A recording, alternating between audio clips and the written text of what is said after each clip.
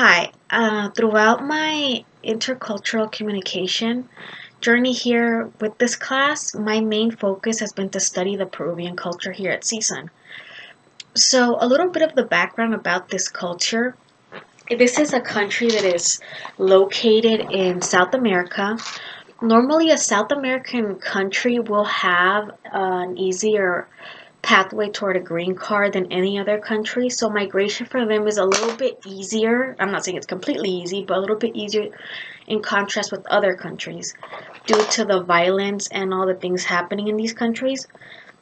So Peru from South America is number two in migration of South American people coming to the United States. So they're number two on the list, following Venezuela. So a little bit of the overview from Peru. Migration has happened in this amount of numbers due to a census done by ESRI. This is an organization that focuses on counting how many people enter legally from Peru to the United States. So as you can see, they're pretty big numbers, but that's probably not all the people that really come in. This is just the number of people that come in legally.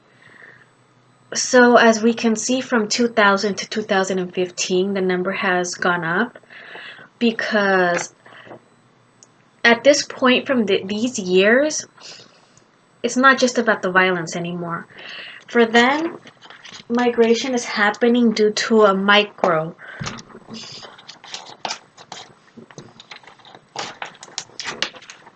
level theory. So their main reasons for migrating to the United States is the Shining Path guerrilla that I just mentioned. Like they are spreading violence throughout the country. And these two reasons down here, financial security and prosperity, well, okay, so from 1970 to 2000, their main reason for fleeing the country was due to safety issues. Safety, they were not safe. So they were coming to the United States looking for some sort of refugee or trying to escape the problems of their country. From 2000 to this point, their main two reasons have been financial security and prosperity. The reason why these two come up very quick because during the census, many people were asked, why would you consider moving to the United States? And they were like, yeah, because we want to get ahead of ourselves. So, but the people that were asked were educated people with governmental jobs, and they just wanted to get out of the country because financially in the country you were not being paid well at all. So, from a macro level theory from this class, I can see a little bit of the push-pull theory, the world system theory coming in with them because they're basically leaving the country from this point on from due to financial means and the lack of governmental support in order to get ahead of yourself. So when that's a little bit of so one of the main problems that Peruvians face here in the United States as a culture is basically being identified as a culture.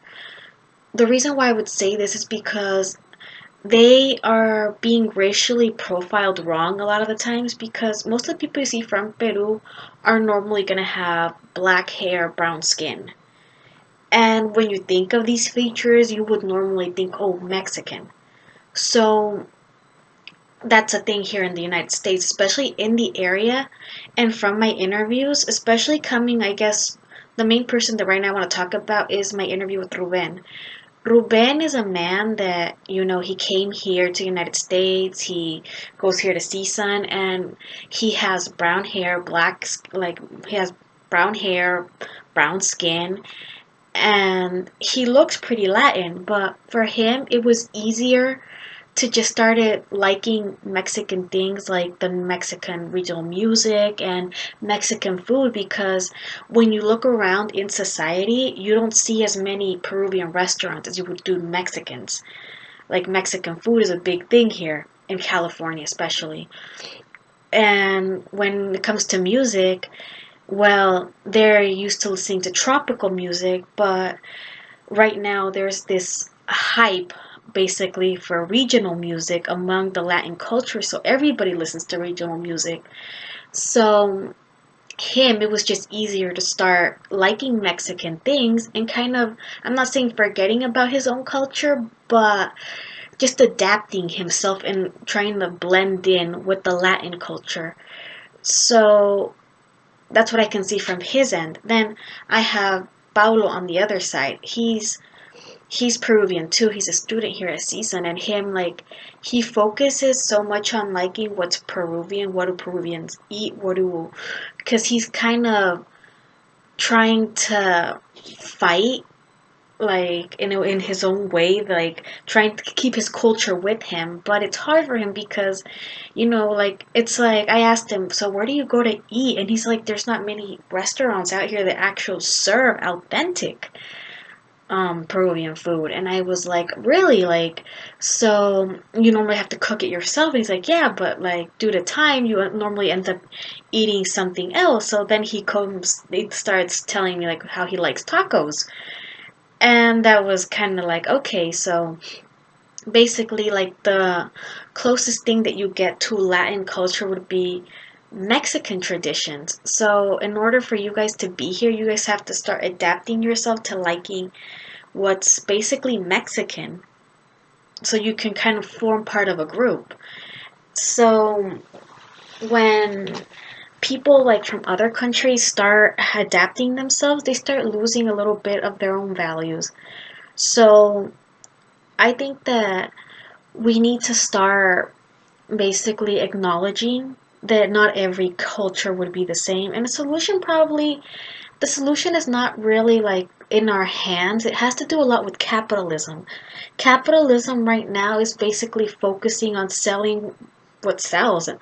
Like, it's demand and supply. So the demand right now is a lot with has to do with the Mexican culture here in the United States. Like, they're focusing so much on one group of people that they're forgetting that not everybody's Mexican. So, like, I don't see a lot of like media focusing on Cubans, on Venezuelans, on Peruvians. Like, you don't see a lot of that because they're compared to the Mexican culture here in California, you'll see that they're minority compared to that.